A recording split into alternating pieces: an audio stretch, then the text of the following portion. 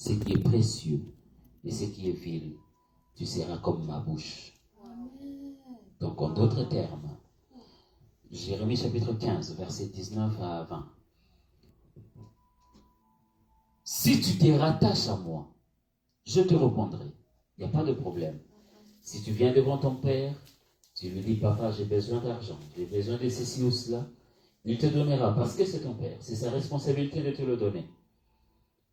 Mais ça, c'est encore la dimension d'être un enfant. Où tu viens, tu demandes quelque chose et il te donne. Il n'y a pas de problème. Il ne s'en plaindra jamais de ça. Parce qu'il est un bon Dieu, un bon Père. Mais la Bible continue par dire, si tu sépares ce qui est précieux de ce qui est vil, tu seras comme ma bouche. Donc, en d'autres termes, au lieu que tu viennes me demander pour que je t'exauce, toi-même tu deviendras une bouche qui exaucera tes propres besoins. Est-ce que quelqu'un a compris? Donc, en d'autres termes, cela voudrait dire, tu as une part de responsabilité. La vie et la mort sont au pouvoir de ta propre langue.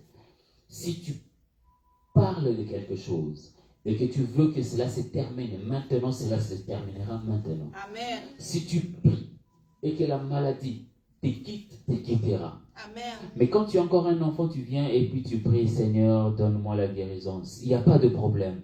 Il te donnera la guérison. Mais lorsque tu atteindras un autre niveau de maturité, c'est en ce moment-là que toi-même, ta propre bouche devient l'hôpital qui guérit les maladies incurables. Alléluia. Je disais encore une chose. Ta propre bouche peut créer de l'argent. Ta bouche peut créer de l'emploi. Amen. Ta bouche peut créer des choses. Ta propre bouche peut amener à l'existence des choses qui n'existent pas.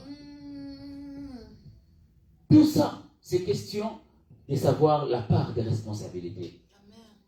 Si tu te tiens devant moi, je te répondrai. Mais par contre, si tu sais maintenant, tu as atteint la maturité de savoir séparer ce qui est précieux de ce qui est vil, la Bible dit, tu seras comme ma bouche. Imagine-toi que tu sois la bouche de Dieu. Maintenant même, qu'est-ce que tu vas demander?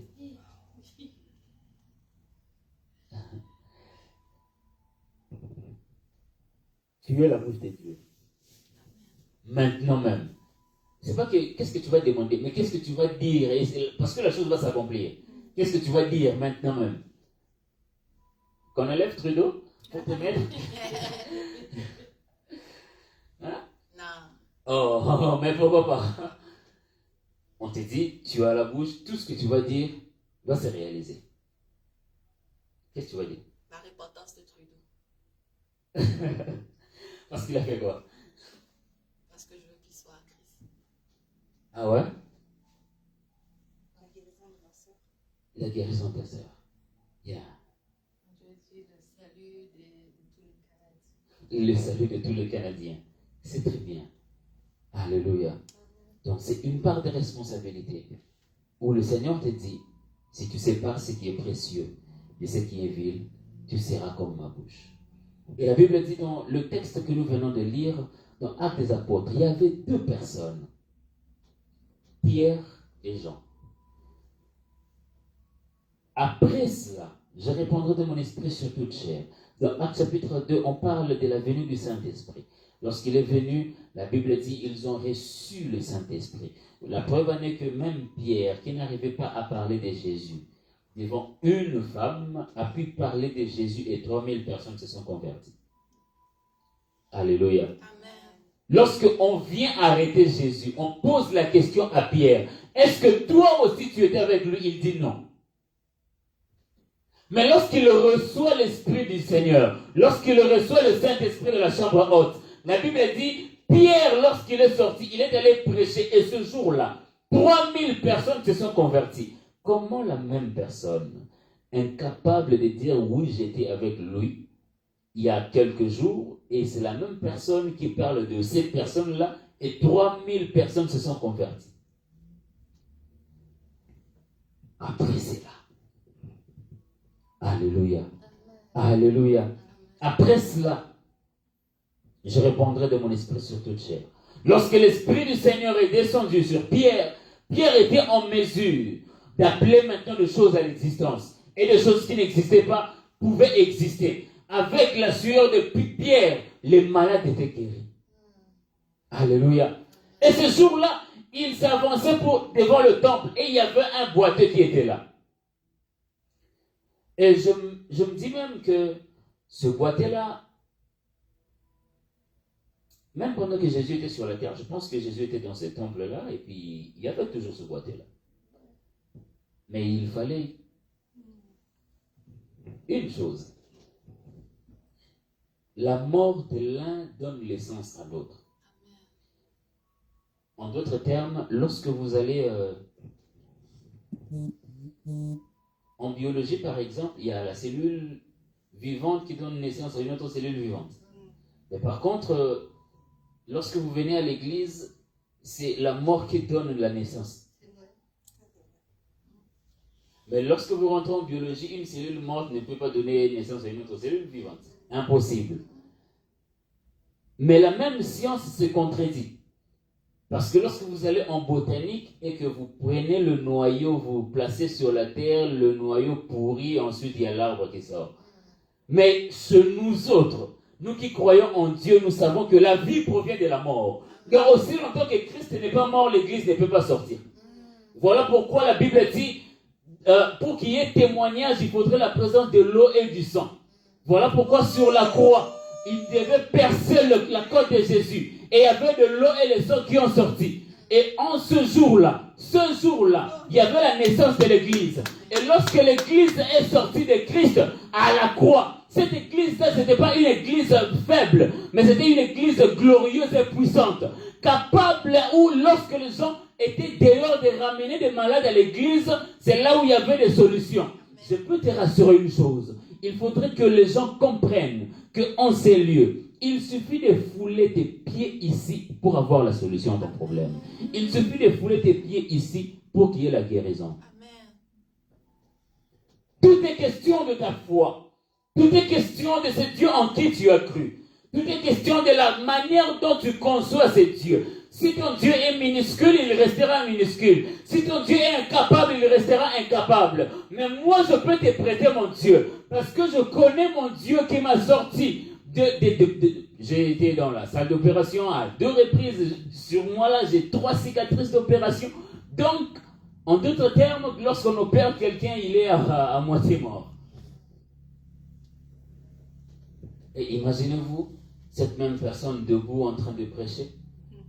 Et je peux aller dans la salle de sport, soulever jusqu'à 160 livres. Parce que nous avons cru à un Dieu vivant et vrai. Et ce Dieu-là n'arrête pas de nous accompagner. Ce Dieu-là, malgré nos difficultés, il est toujours là. Ce Dieu-là n'arrête pas de nous accompagner. Même lorsque les gens peuvent dire, pour lui c'est fini, pour toi c'est terminé. Mais le Dieu en qui tu as cru, lorsqu'il n'a pas encore dit le dernier mot, ne crois pas à ce que les gens peuvent dire. Ne crois pas à ce que les gens peuvent parler ou comploter contre toi. Mais accroche-toi à ce que Dieu t'a dit. C'est à ce que Dieu t'a dit que tu verras, les choses vont se réaliser. Alléluia. Et lorsque Christ sur la terre, je pense bien qu'il passait même devant ce temple-là. Probablement, il voyait ce boiteux. Mais il fallait qu'il y ait une autre personne pour faire le travail. Alléluia. Raison pour laquelle tu peux être à l'église pendant 5 ans, 10 ans, et que tu ne vois pas quelque chose. Mais une autre personne qui vient, 2 jours après, a la solution à son problème. Mais pour toi, le même problème, ça te prend 5 ans de prière. Pour une autre personne, ça lui prend 2 jours de prière. Si tu te précipites pour quitter le lieu de ta bénédiction, tu risques de rater ta bénédiction. Parce que dans le plan de Dieu, si Dieu avait dit pour toi, ça sera dans 6 ans, parce qu'il sait à quel moment les choses vont se réaliser. Amen. Alléluia. Amen. Tout est question de ta foi. Amen. Est-ce que tu as la foi? Amen. Et ce jour-là, Pierre et Jean, devant le boiteux, et le boiteux a oublié son problème. Le boîtier ne savait même plus. Pour moi, la seule chose qui comptait, c'est avoir quelque chose comme argent pour aller manger. Il a oublié que son plus grand problème était ses pieds. Son plus grand besoin, c'était qu'il marche. Il a laissé ça de côté. Il a oublié qu'il avait un besoin beaucoup plus important. Mais il se fiche à demander de l'argent. Et Pierre et Jean, il est arrivé aussi ce jour-là qu'il n'avait rien. Alléluia. Il n'avait rien, mais je peux préciser une chose, il n'avait rien en espèces. Alléluia. Il n'avait rien en espèces. Mais au-dedans d'eux, il y avait quelque chose qui pouvait rencontrer les besoins exacts de cet homme. Lui, il a demandé l'argent, mais on lui a donné les pieds. Il a demandé l'argent. Il voulait le monde, mais ce jour-là, ce n'était pas l'argent qui était plus important. Pierre et Jean ont rappelé à cet homme que pour toi, ce n'est pas l'argent qu'il faut demander. Pour toi, c'est le pied qu'il faut demander. Et lorsqu'il a demandé l'argent, au lieu qu'on lui donne l'argent, on lui a donné les pieds pour aller chercher l'argent seul. J'aimerais rassurer une personne. Le Dieu en qui tu as cru n'est pas un Dieu mort. C'est un Dieu vivant, capable de te donner exactement ce que tu voulais, même si ce n'est pas ce que tu demandais. Amen. Amen. Merci Seigneur Jésus. Alléluia.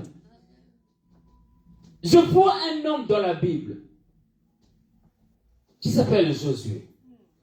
La Bible dit, Josué a arrêté le soleil. Mais lorsque je rentre c'est quel cours encore en géographie, mais on me dit la terre tourne autour du soleil. Donc le soleil est resté statique. La terre tourne autour du soleil. Mais lorsque je rentre dans la Bible, on me dit que Josué a arrêté le soleil. Donc qu'est-ce qui tournait? C'était le soleil pour Josué. Donc en d'autres termes, comme c'était la terre qui tournait, Dieu a répondu à Josué même dans son ignorance. Je peux te rassurer une chose, même les choses que toi-même tu ne comprends pas, Dieu te comprend et peut te donner la solution, même dans les choses que tu ne savais même pas ce qu'il fallait demander, il te donne la vraie réponse de ce que tu voulais. Cet homme avait oublié son problème. Il ne savait plus que mon problème à moi, c'était le pied. Mon problème à moi était que je marche. Il a laissé ça. Il a mis ça de côté. Il voulait demander de l'argent. Mais ce jour-là, Pierre et Jean ont répondu à un besoin qui était beaucoup plus important que l'argent. Amen. Et je pense même que si on lui posait la question de choisir entre les pieds et l'argent, tu choisirais quoi? Je pense qu'il allait choisir les pieds. Oui. Mais ce moment-là, il avait oublié que c'était les pieds qu'il voulait. C'était de l'argent. J'aimerais t'amener dans une dimension où tu devrais comprendre que l'Esprit du Seigneur habite en toi. Tu as Dieu en toi. Le Saint-Esprit est en toi. Donc tu as la capacité de ramener à l'existence des choses qui n'existent pas. Et la foi, c'est Dieu-là est avec toi. Et la foi, c'est Dieu-là t'accompagne. Et la foi, c'est Dieu-là marche avec toi. Il accomplira ses promesses dans ta vie. Et je peux te rassurer une chose. Ce n'est pas un Dieu menteur. S'il n'a pas menti à Abraham, il ne te mentira pas. S'il s'appelle le Dieu en qui nous avions cru, c'est un Dieu vivant, un Dieu vrai, un Dieu capable, un Dieu puissant, un Dieu qui accompagne, un Dieu qui agit, un Dieu qui se manifeste, un Dieu qui est au milieu de nous.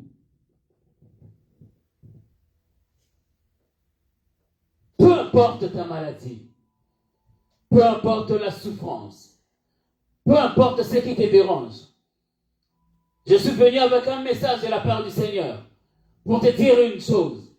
Crois et tu verras. Pas grand-chose. Crois et tu verras. J'ai suivi la prédication de mon père, où il a défini la foi d'une manière extraordinaire. Il a dit la foi est composée de 3 lettres. F-O-I. Celui qui a la foi, c'est une personne qui reste ferme. Celui qui a la foi, c'est une personne qui reste obéissant. Et celui qui a la foi, c'est une personne qui est insensible aux choses du monde. Avoir la foi, c'est être ferme. La constance te permettra d'avoir ce que Dieu t'avait promis. Reste ferme. reste obéissant et reste insensible. Quel que soit ce que tu traverses, quel que soit le problème qui t'arrive, j'aimerais te dire une chose. Aujourd'hui, ce soir, en ces lieux, le Dieu en qui nous avions tous cru est un Dieu vivant. Il te demande une chose, et la foi. Il te demande une chose pour ta maison, et la foi. Pour ton problème, et la foi. Pour ta maladie, et la foi. Vous savez, on peut tous être ensemble. Nous pouvons tous rire. Nous pouvons tous faire des choses ensemble. Mais chacun de nous, c'est exactement le problème qui dérange ou qui ronge son cœur. Et lorsqu'il rentre en soi-même, en lui-même, il se rend compte que ça ne va pas. Et c'est exactement en ce moment-là qu'il faudrait prier. C'est exactement en ce moment-là qu'il faudrait dire, Seigneur, je m'abandonne à toi. Seigneur, me voici devant toi. Je n'ai personne. Je n'ai pas besoin de qui que ce soit. Un paralytique n'avait pas besoin de lui. Il y a la différence même avec celui-ci. Et qu'il y avait l'autre qui n'avait même personne pour le jeter. Donc il était conscient même de son problème. C'était de marcher. Mais celui-ci, au lieu de se concentrer sur son problème, il se concentre sur l'argent.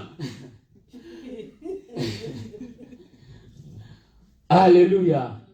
Alléluia. Amen. Que cette semaine, que Dieu te fasse rire exactement. Alléluia. Amen. Et que tu reçoives une très bonne nouvelle afin que tu témoignes la grandeur de Dieu. Amen. Alléluia. Un autre a un problème. Il sait que mon problème est que je ne peux pas m'élever. Mais il est là, il n'a personne pour le jeter dans l'eau. Mais tandis que de l'autre côté, il y a un boiteux. Au lieu de se concentrer sur la guérison de ses pieds, devant le temple. Mais pour lui, l'essentiel a été oublié. Il est concentré sur demander l'aumône. Ce qui était essentiel était gardé, mais c'était l'argent qui était plus important. Mais au-delà de cela, ces deux messieurs ont compris exactement le problème. Je n'ai ni or, ni argent. Mais ce que j'ai, je te le donne. Au nom de Jésus-Christ de Nazareth, lève-toi et marche. Aujourd'hui, j'aimerais dire à une personne, je n'ai ni or, ni argent pour te donner. Je ne peux rien te donner en ce moment. Je ne peux même pas te donner l'argent pour payer ton loyer. Mais j'ai quelque chose à te donner. Le nom de Jésus. Le Jésus-Christ de Nazareth. Pour te dire aujourd'hui, lève-toi. Peu importe ton problème, lève-toi. Là où ça fait très mal dans ton cœur, lève-toi. Là où tu ne comprenais plus rien, lève-toi. Même si tu traverses des choses où tu te dis en toi-même, en dehors de qui que ce soit, je ne peux rien. Il y a certaines personnes ici en ces lieux, ils se disent en dehors de ce petit travail, je n'ai personne pour me donner même 5 dollars. Mais une chose est vraie, le Dieu en qui tu as cru est un Dieu qui t'accompagne partout. Il est avec toi, il ne te lâchera pas, il t'accompagnera, peu importe ce que tu traverses. Même si les gens se moquent de toi, ce n'est pas un problème. J'aimerais te rassurer encore, laisse-le parler, laisse-le rire. Mais le jour où la visitation de Dieu te rencontrera, tu témoigneras qu'il y avait un Dieu puissant.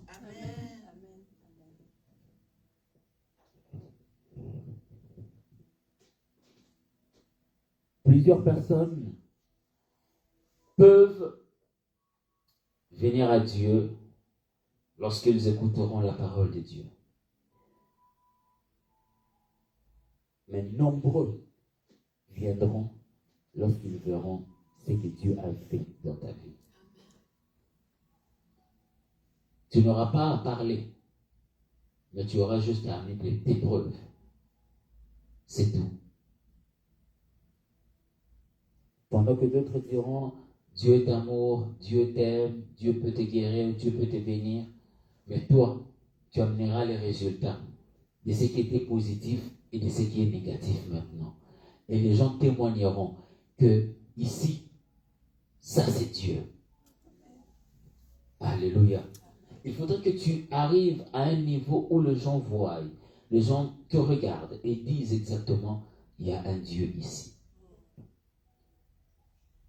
Et ces choses ne peuvent qu'arriver lorsque Dieu est avec nous. La présence de Dieu est plus importante que tout. La présence de Dieu est au milieu de nous. Quoi que tu dises, quoi que tu fasses, ce Dieu-là t'accompagne. Ce Dieu-là est avec toi. L'essentiel pour toi aujourd'hui est que toi, tu connais ton problème. Et que toi, tu sais exactement identifier ton problème. Dans la vie de tout être vivant ici sur la terre, il y a toujours un besoin. Et ce besoin-là devrait être comblé. Aussi longtemps que ce besoin n'est pas encore comblé, il y aura toujours un vide au-dedans de toi que tu es censé combler ce vide. Ce besoin te rongera. Ce besoin fera en sorte que tu manques la paix. Ce besoin fera en sorte que tu ne saches quoi dire, quoi faire. Mais je peux te rassurer une chose, ce besoin-là, tu peux le déposer chez une personne, le Seigneur Jésus-Christ. Lui qui est capable de te donner la solution à ton problème.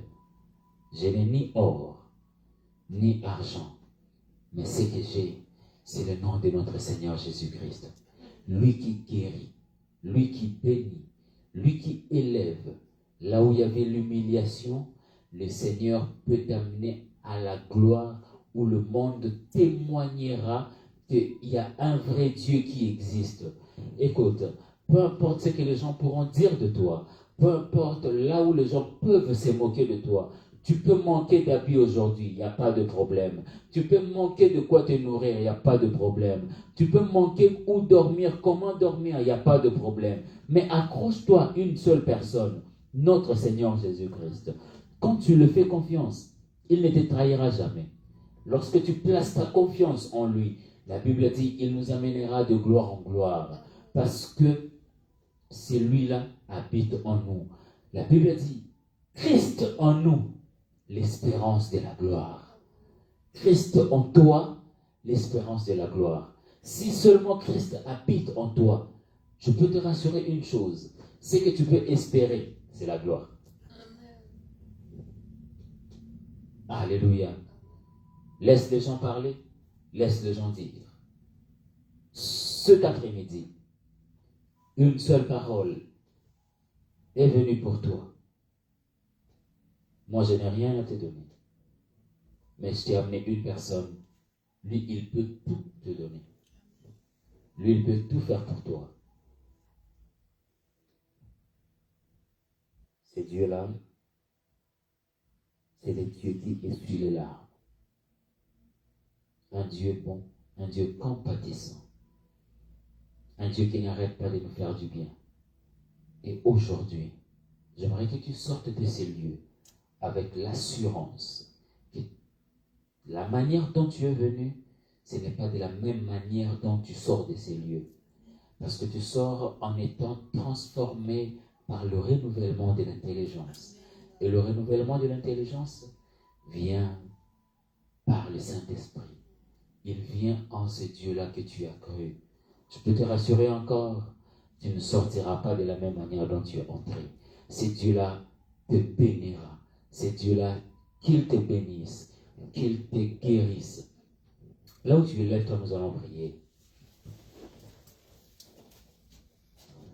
J'aimerais que tu pries de tout ton cœur et que tu dises à Dieu, aujourd'hui, pas demain, aujourd'hui, que ta main puissante se manifeste dans ma vie. Aujourd'hui, je veux voir ta main. Aujourd'hui, je veux voir ta gloire. Aujourd'hui, que je ne sorte pas de la même manière dont je suis entré. J'aimerais que tu utilises ta bouche pour prophétiser sur ton problème. Que tu utilises ta bouche pour que l'Esprit de Dieu prenne tes paroles et l'amène au ciel afin que tu aies des solutions. Utilise ta bouche et élève ta voix. Dis à ce Dieu-là, aujourd'hui je suis guéri. Aujourd'hui j'ai la solution à mon problème. Aujourd'hui, j'ai un bon travail. Aujourd'hui, tout ce qui est de bien, tout ce qui est de bon, tout ce qui est agréable, tout ce qui est honorable, que cela soit l'objet de tes pensées en ce lieu même. Maintenant, au moment où tu es en train de parler sur ta propre vie, le Seigneur accompagne tes paroles pour réaliser cela. Que tout ce qui est honorable, tout ce qui est vrai, tout ce qui est vertueux, tout ce qui mérite l'approbation, que cela soit l'objet de tes pensées maintenant, afin que ce Dieu-là t'accompagne et que tu vives réellement ce que Dieu t'a promis. Aujourd'hui, pas demain. Aujourd'hui. Aujourd'hui, que les portes s'ouvrent. Non, j'aimerais bien écouter ta voix. Élève bien ta voix. Que le ciel t'écoute. Aujourd'hui en ces lieux. Aujourd'hui, aujourd'hui en ces lieux. Que ce Dieu-là se manifeste. Que ce Dieu-là se manifeste. Au nom de Jésus.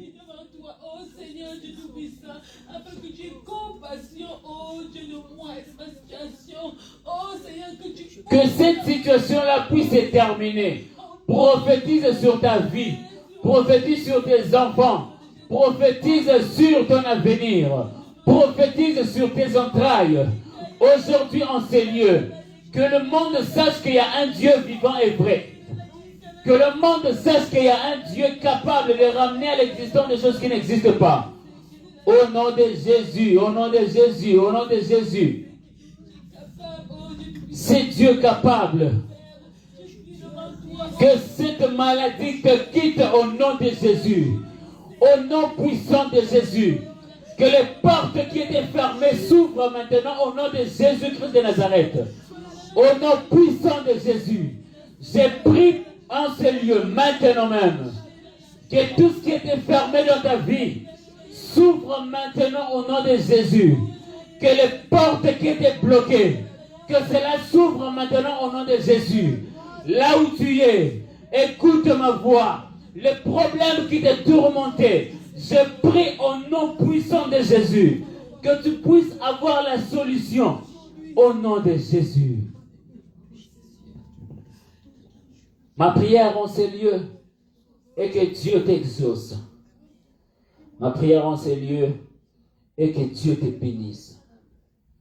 Retiens la date d'aujourd'hui. Tu témoigneras de la main de Dieu. Sinon, à ma parole, que Dieu te guérisse de toutes sortes de maladies. Au nom puissant de Jésus. C'est par tes meurtrissures que nous sommes guéris. Père, en ces lieux, que tout ce qui est maladie, tout ce qui est blocage, tout ce qui est freinage, là où les portes étaient fermées, maintenant même, je donne l'ordre que le ciel s'ouvre et que tes anges agissent. Que le ciel s'ouvre et que tu donnes la solution. Que le ciel s'ouvre et que tu guérisses. Que le ciel s'ouvre et que tu bénisses. Que le ciel s'ouvre et que tu donnes, éternel Dieu, selon nos besoins.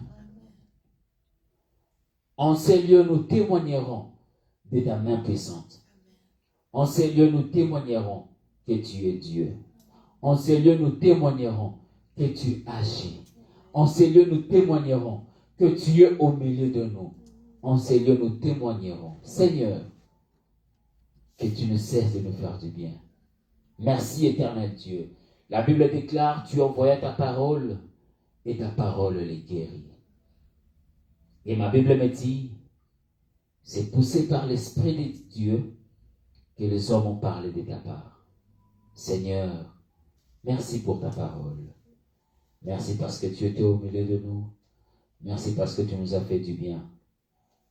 Nous avons la foi que ce que nous t'avons demandé, tu nous as exaucé. Nous te disons merci pour cela. Merci pour la guérison. Merci pour la bénédiction. Merci pour ta main puissante. Merci parce que tu as agi dans nos familles. Merci parce que tu nous as bénis. Seigneur, merci parce que tu nous as bénis.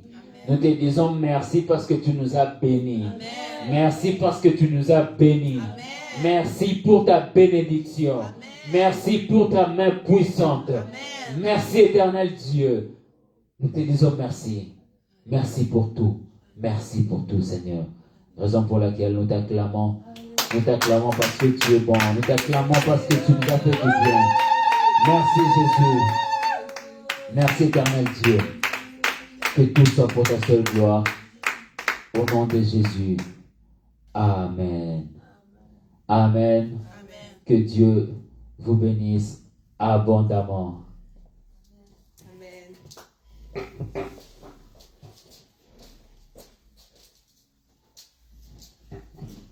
Nous bénissons le Seigneur pour son serviteur. Nous bénissons le Seigneur pour ses paroles d'impact. Nous bénissons le Seigneur pour cette semence qui va porter fruit, qui porte déjà ses fruits, je le crois, au nom de Jésus. Nous bénissons le Seigneur pour tout. Nous voulons juste vous rappeler encore que le Seigneur est fidèle et juste, que soyez toujours fidèles, connectez-vous. Nous vous tiendrons au courant au fur et à mesure des différents programmes et des différentes sessions que nous aurons à IRA.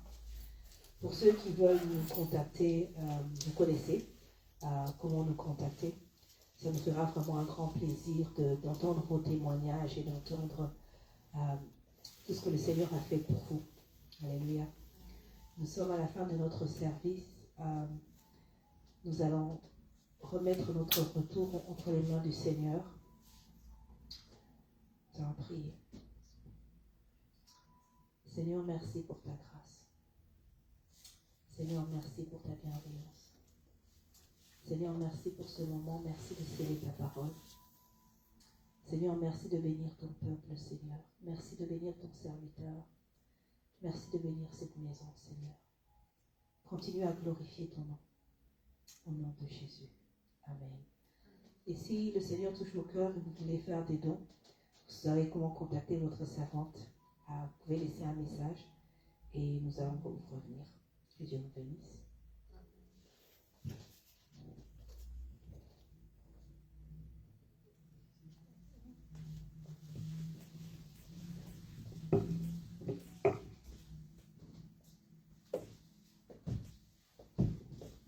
Alléluia. Nous tenons à rappeler également que nos cultes sont chaque dimanche de 16h à 18h et nous sommes situés au 6506 avenue Papineau à Montréal. Donc si jamais vous avez à cœur que le Seigneur vous a touché, le Seigneur vous a béni, le Seigneur vous a visité, que vous avez à cœur de venir persévérer avec nous, partager des temps de louange, d'adoration, d'intercession, vous êtes les bienvenus pour la gloire de notre Seigneur Jésus-Christ. Et que vous allez avec ces paroles, que cela impacte vos vies, impacte vos frères, impacte vos familles, impacte vos voisins, impacte les nations, impacte Montréal, le Canada et par le monde. Alléluia. Amen. Soyez abondamment bénis. Amen.